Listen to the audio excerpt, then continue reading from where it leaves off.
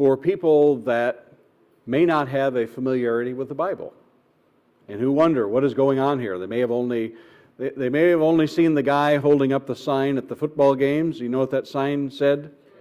John 3. That may be all they know about the Bible.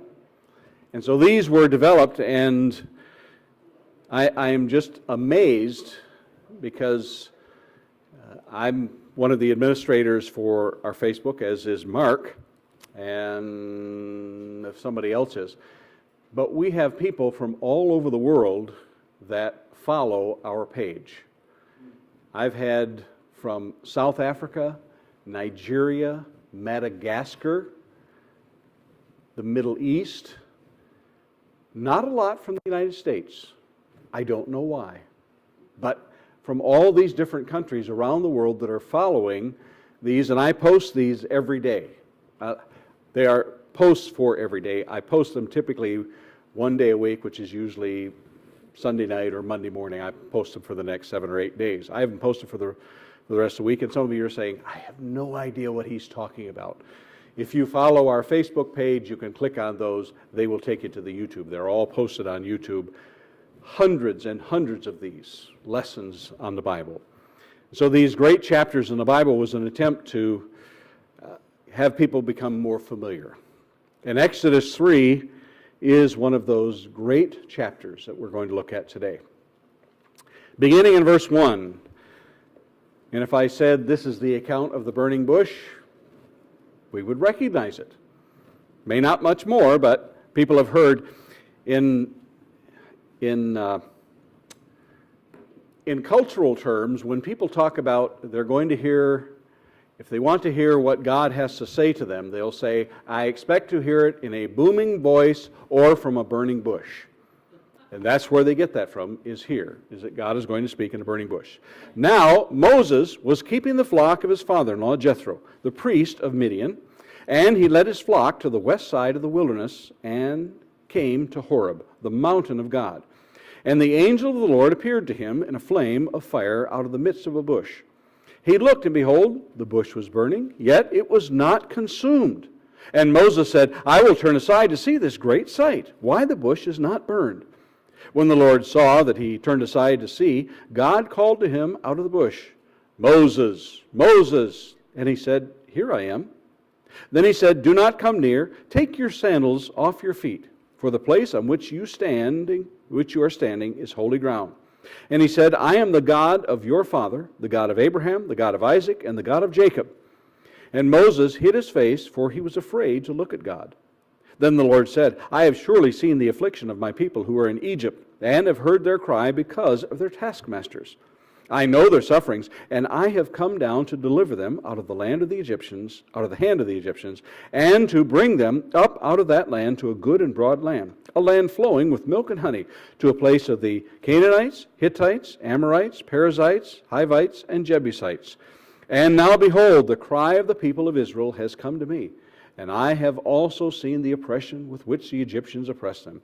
Come, I will send you to Pharaoh, that you may bring my people, the children of Israel, out of Egypt. But Moses said to God, Who am I that I should go to Pharaoh and bring the children of Israel out of Egypt? He said, But I will be with you, and this shall be the sign for you that I have sent you. When you have brought the people out of Egypt, you shall serve God on this mountain. Then Moses said to God, If I come to the people of Israel and say to them, The God of your fathers has sent me to you, and they ask me, What is his name? What shall I say to them? God said to Moses, I am who I am. And he said, Say this to the people of Israel, I am has sent me to you. God also said to Moses, Say this to the people of Israel, The Lord, the God of your fathers, the God of Abraham, the God of Isaac, and the God of Jacob, has sent me to you. This is my name forever, and thus I am to be remembered throughout all generations. Go and gather the elders of Israel together and say to them, The Lord, the God of your fathers, the God of Abraham, the God of Isaac, and of Jacob, has appeared to me, saying, I have observed you, and what has been done to you in Egypt. And I promise that I will bring you up out of the affliction of Egypt to the land of the Canaanites, Hittites, the Amorites, the Perizzites, the Hivites, and Jebusites, a land flowing with milk and honey. and they will listen to your voice. And you and the elders of Israel shall go to the king of Egypt and say to him, the Lord, the God of the Hebrews, has met with us. And now, please let us go 3 days' journey into the wilderness, that we may sacrifice to the Lord our God. But I know that the king of Egypt will not let you go unless compelled by a mighty hand. So I will stretch out my hand and strike Egypt with all the wonders that I will do in it. After that, he will let you go. And I will give this people favor in the sight of the Egyptians. And when you go, you shall not go empty. But each woman shall ask of her neighbor and any woman who lives in her house for silver and gold, jewelry, and for clothing. You shall put them on your sons and on your daughters, so you shall plunder the Egyptians.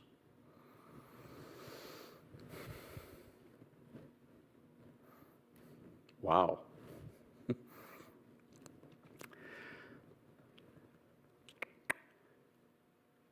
The last person who was nominated for the Supreme Court of the United States was vetted. Anybody here know what it means to be vetted? Interrogated. It means they are going to rip you to shreds. They are going to find out everything about your life. Do you know how many pages that they examined to see if he was the right material for the Supreme Court? 200,000 pages. The average novel is somewhere around 500 pages. You might say, well, that's not James Michener. He wrote 1,000 pages all day long. A lot of novels are only 200 pages. Shorter than that's a novella. Shorter than that's a short story. But that's beyond. 200,000. 400 novels, in essence, that they had to comb over to find something why this person was not fit to be on a Supreme Court. And that person was only in his 50s. Moses is 80 years old. Would you have picked him to lead Israel out of Egypt? Probably not. He was a murderer.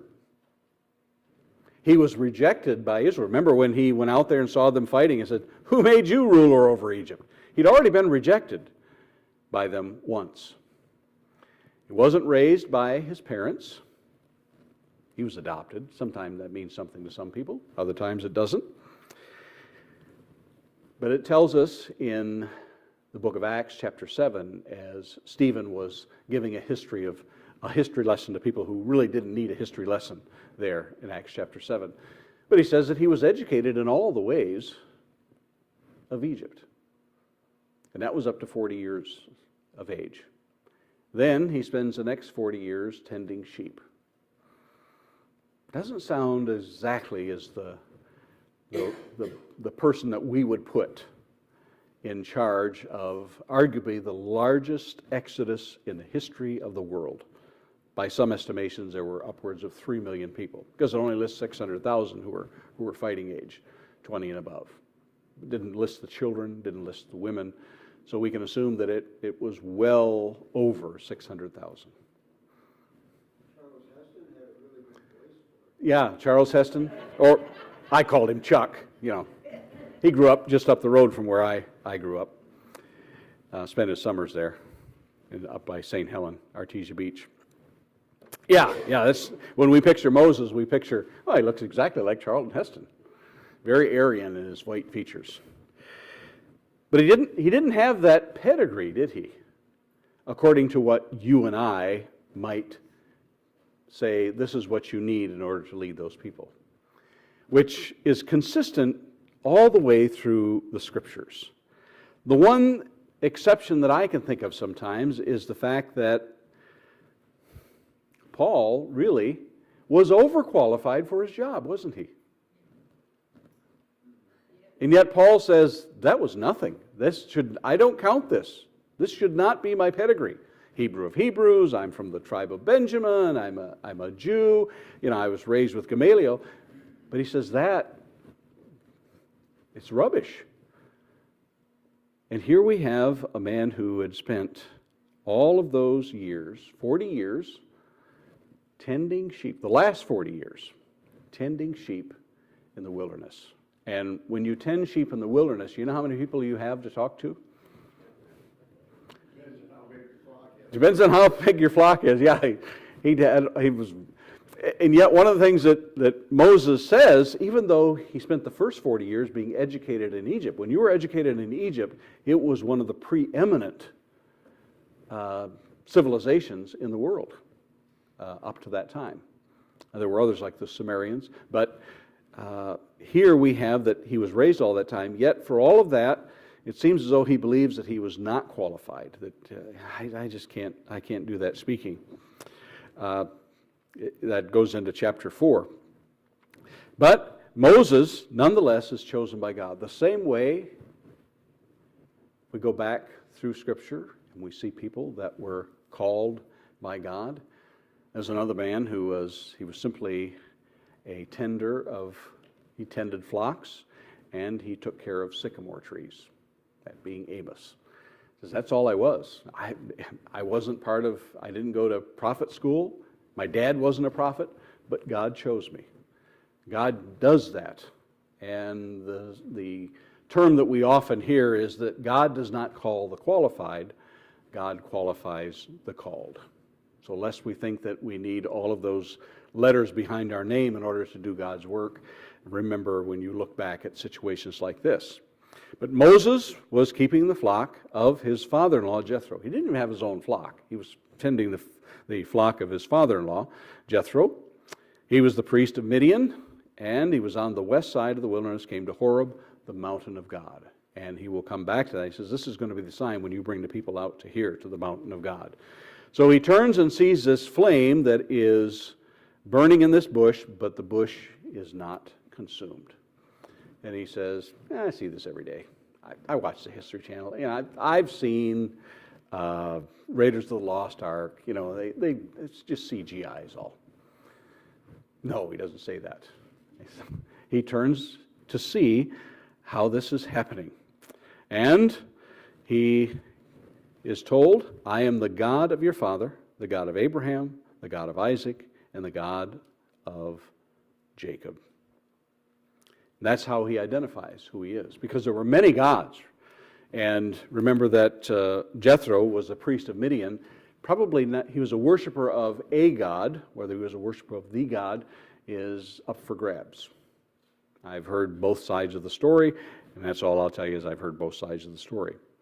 But he identifies himself, and I've said this over and over, that when God was identifying himself to the people, and just as Moses is going to say, when I say that you've sent me, who should I say has sent me?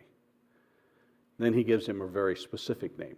But if you were looking for the God of the Hebrews, you'd say you are the God of Abraham, the God of Isaac, and the God of Jacob. That way they knew who you were, because he's the God of that covenant God, that Lord, capital L-O-R-D, not just capital L, small o, small r, small d. In this. And God tells him that you are going to lead the people out of Egypt. And naturally, if you and I were in that position, we'd say, I'm ready. I'm ready. I'm ready. I've studied maps. I've done studying. Psychology. I know how to motivate people. I've even got posters that are, positive. You get the idea. I got all these positive quotes. Yeah, I got my GPS. I got everything. I'm ready to go. That's not what he does. And Moses, I think one of the most fabulous verses that we look at, verse 13 and 14. Moses said to God, if I come to the people of Israel and say to them, the God of your father has sent me to you, and they ask me, what is his name? What shall I say to them? And God said to Moses, and I'll do my best with my Hebrew, Haya Asher Haya. I left out the in all of that. Mostly because I can't really trust what's going to come out of my mouth if I go, I am who I am. I am the self-existing God. Which is what we tell our children when they say, well, who made God? We say, well, let me quote this to you in Hebrew. It's what we tell our children. I'm just going to quote Hebrew here. Haya, Asher, Haya. Right? Of all the things that we have to explain, that's the toughest. God is the self-existing. Because our minds can only comprehend that everything around us comes from something. This drywall, I don't know if it came from somewhere over near Tawas at those gypsum plants. And the cement, if that came from Charlevoix, wherever this wood came from the western pines, I don't know. But everything here has been made. But God said, I am who I am. I am the self-existing. And if you can imagine to hear that from that burning bush. When it says the angel of the Lord, many scholars believe that this angel of the Lord was the pre-incarnate Christ. He wasn't Christ yet, because John 1:1 tells us, in the beginning was the Word. And the Word is, when we speak words, what are words? They're expressions of thoughts. That's what the Word is, the expression of the Father. Because Jesus said that the Father has given me everything to say. And some scholars believe that the part of the Holy Spirit was to add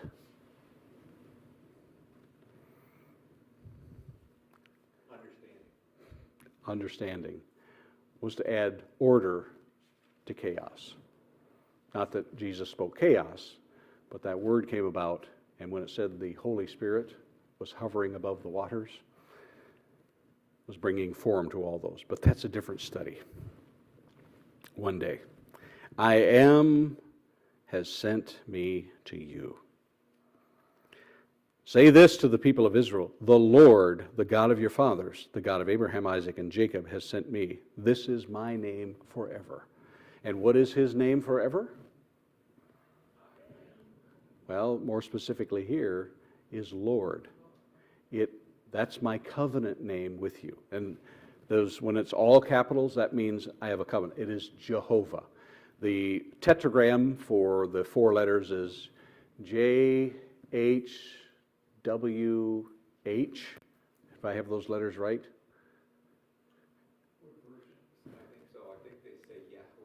Yeah, verse 15, this is English Standard Version, verse 15. The Lord, the God of your Abraham, this is my name forever, and thus I am to be remembered throughout all the generations. And that's a hard one to grasp because we think, well, he's always been called Lord in the book of Genesis.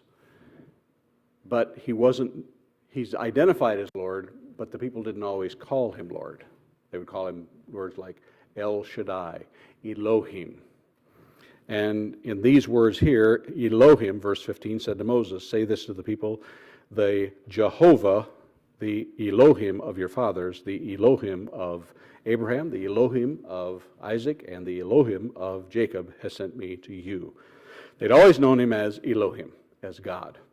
Now they're going to know him in a covenant relationship.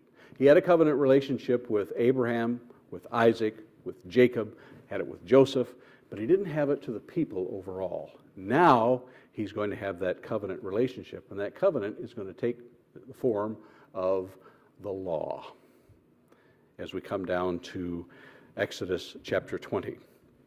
But here in chapter 3, as God is setting up that Moses, or Charlton Heston, as the case may be, is going to lead the people out of Egypt. And we often say that the people had been in Egypt for 400 years.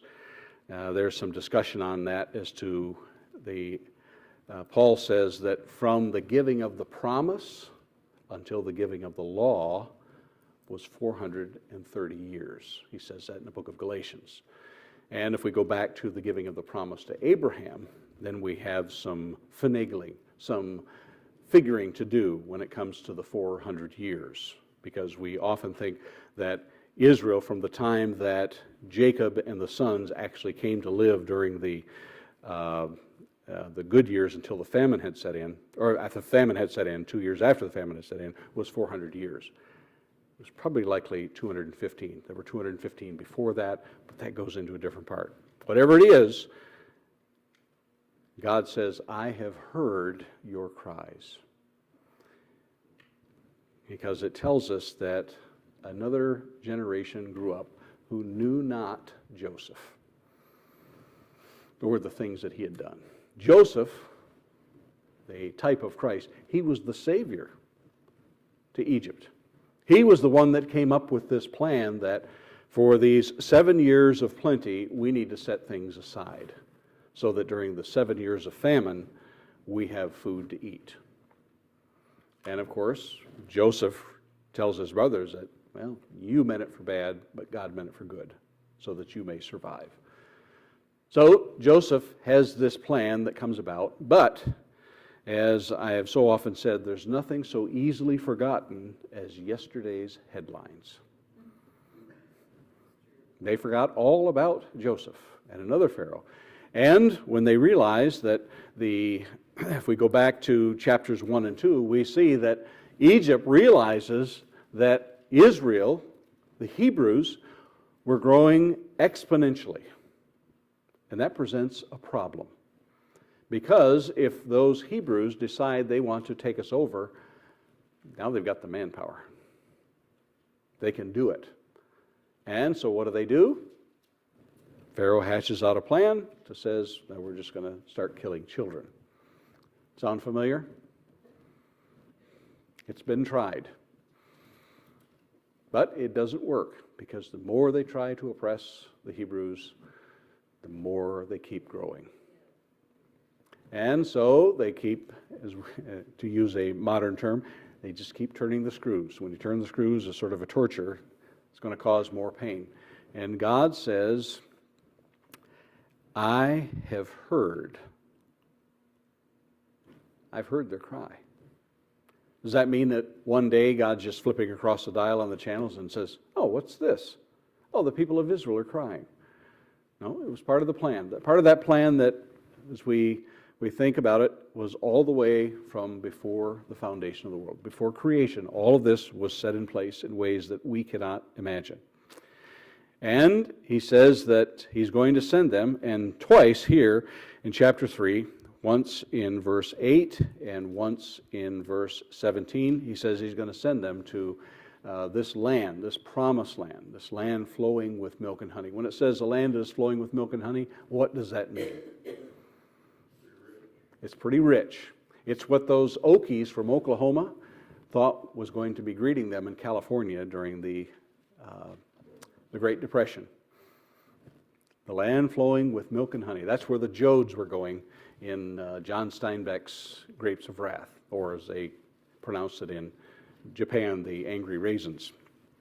It was a land flowing with milk and honey. And he lists 6. There's actually 7. And this will be on the final exam before you get into heaven. What was the 7th tribe that was left out of this? 6. And I only know it because I've got it written right here. The Girgashites are not listed there. But the Canaanites, the Hittites, the Amorites, the Perizzites, Hivites, Jebusites, and the Girgashites. Those were all of the tribes that God says it has not fulfilled their sin yet, but one day it will. Those were the tribes that were part of that Canaan. When it says they're Canaanites, they were from Canaan, that part of Shem, Ham, and Japheth, the Hamites, who were relegated to slavery for them. But they were doing things that were so outrageous, sacrificing children, sacrificing to gods. He says, I'm going to give you this land. Later on, he would describe what this land was. I'm going to send you to a land to where the houses are already built for you. The vineyards are already planted. The orchards are already producing fruit. The wells have already been dug. It really is a land flowing with milk and honey, and all you have to do is go and take it. That's all you have to do. That's all you have to do. That's all you have to do. And we keep saying to them, that's all you had to do. That's all you had to do was to walk in there and take a possession. And of course, we know that when the first time they go and the reports come back that Caleb and Joshua came back and says, we can take these guys. And the 10 that didn't said, how did they describe themselves? We're grasshoppers to them, and so we are in their eyes. We're insignificant. And isn't that just the way that negative thinking goes? We know that positive thinking is really, really, really powerful. But negative thinking is really, really, really powerful. There's three. Because it's so popular Yes. versus Yes. And isn't that the truth, that it will be the minority oftentimes that has the power of positive thinking on their side? So much easier to give up. It is easier to give up. It is easier to worry, too. How do I know that? I found them. Janine found them just before we left, right where I had thrown them. I normally put them, I have a place I put them. We have our names on a little hook. I'll take a picture and show it to you sometime. And I set it right there on the edge so I see it. I threw it behind this little glass container, and there it was all morning. problem, Matthew, that's a bot, not a case. Yeah, that's the problem. That's the problem. But the negative wins out with them, and they end up 1 year for every day that they searched out the promised land. But God gives them, He says, this is going to be the sign. When you come back and worship me at Horeb. That's going to be the sign that I sent you. And at first, he succeeds when he goes to the people, and he says in chapter 4, he gives them some signs. He says, well, put your hand inside your cloak and pull it out. When he pulls it out, what does he have? He's got leprosy. He says, put it back in. When he pulls it out, just like babies. So he shows them these things to convince. Now, there were times that when people doubted what God was going to say, was going to do, God had to sort of show them. And we look at John the Baptist's dad, who doubted about this, that it could happen. And what was his consequence? What was his reward for doubting God? He's tongue-tied, literally and figuratively. He was tongue-tied until he was born, till John the Baptist was born. But here, God tolerates Moses for a while. Throw your staff down, and that staff is going to come into play many times in Moses' life. Many times. And it's going to be his downfall as well. But God chooses this man who is 80 years old. I don't think there's anybody here 80 years old, is there? Don't raise your hands, please. If you are 80, and God says, you're going to lead my people, your answer is? Ha ha. In any language you want to translate that in means, nope, not me. Not me. The qualifications just aren't there, nor really the desire for Moses. You're supposed to say, show me the way. That's what you're supposed to say. Show me the way, yeah. Yeah, when I get to be 80. Yes, when you get to, one of these days, far down the future, Wilma, you will be 80 years old, and you'll be able to answer about your zest for leading 2 million people. Jan? Jeremiah sent somebody else. Yeah. Yes, yes. Few are called, but many will make excuses. And Moses, for all of his, how do I want to put this? for all of his experience, for everything that he could put on his resume. I learned to herd sheep in the most forsaken parts of this land. Because that's really what he's going to be. He's going to be herding sheep. And he's going to be herding people who, how would you describe the Israelites as Moses tries to lead them? They were complainers. Complainers. Anybody here ever been a foreman, superintendent over a company, over a group of people? And you, chances are, because if the company was small, you were not only the owner, but you were the human resource, HR person.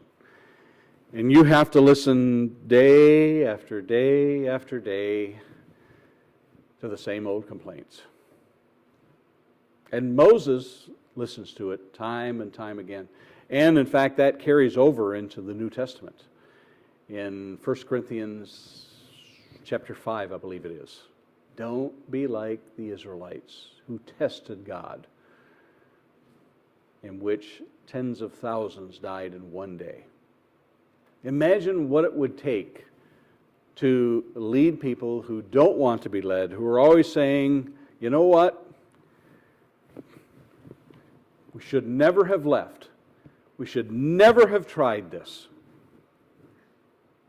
We should have stayed there because we had leeks and onions and fish and pasta and primavera. No, I wronged it. But they had everything they wanted, including taskmasters, exactly, including slavery. Good workout. Yes. And yes. And imagine that mindset, and we know that nobody here would feel that way, right? We're not. I'm better off before I was a Christian. I could do whatever I wanted, and nobody complained. And people looking over my shoulder, into this, and into that. But imagine that that's what Moses has to listen to over and over, and one day he just gets fed up. Now, that's one of the things that God didn't put in that request. You're going to lead a people who are rebellious,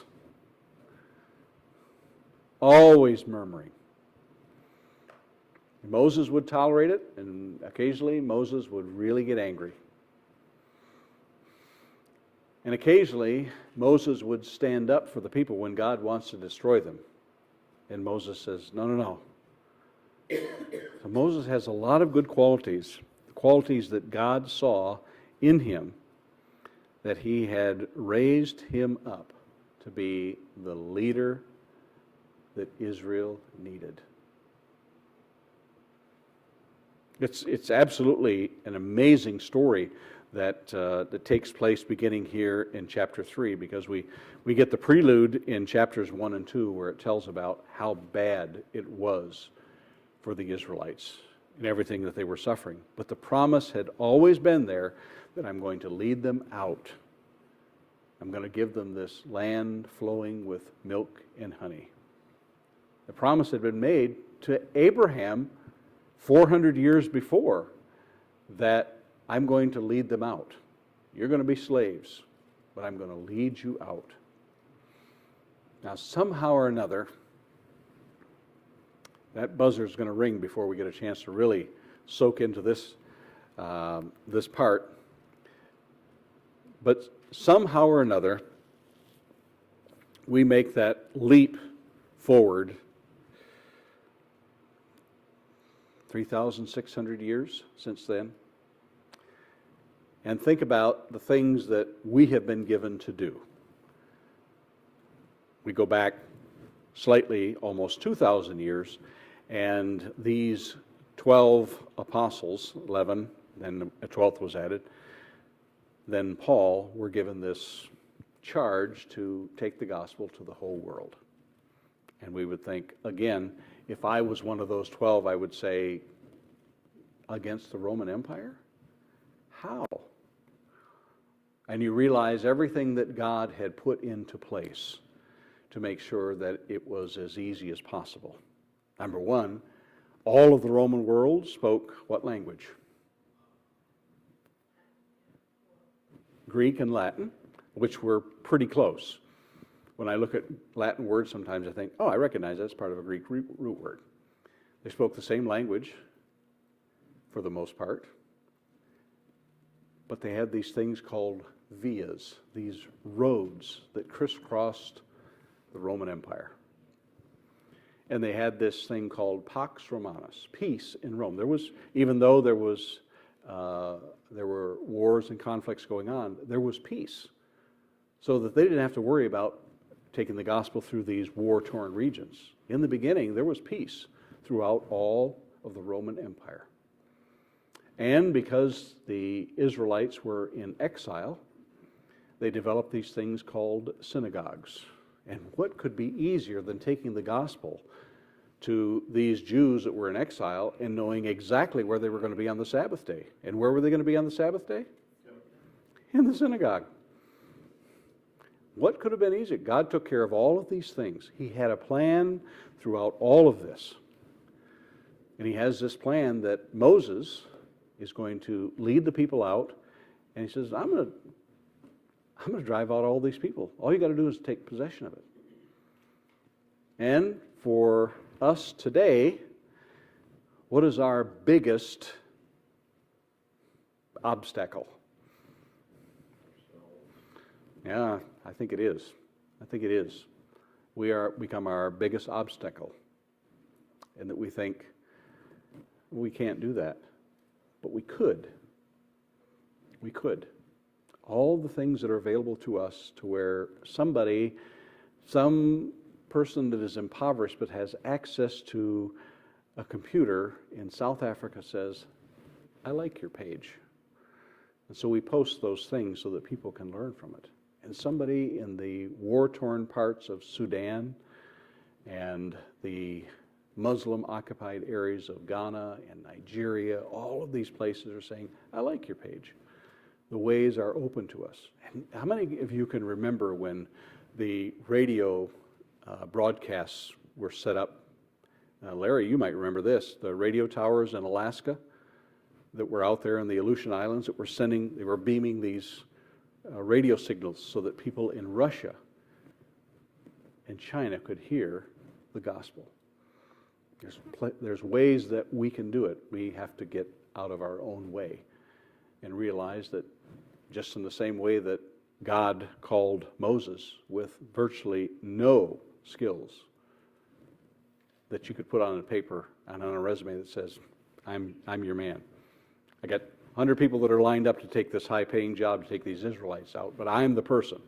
You have no qualifications, but God made it possible. We can do it too. Somebody's going to ring that bell. But I'm going to give you a chance to, anybody has anything to add or ask? The bell rang. Did it ring twice? Oh, good.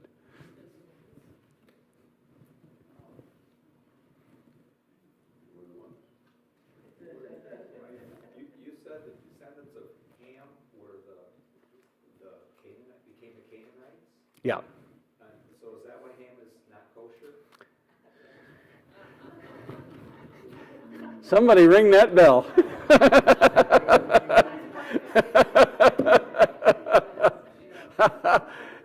I had not thought of that before, but, I'm going to look into that.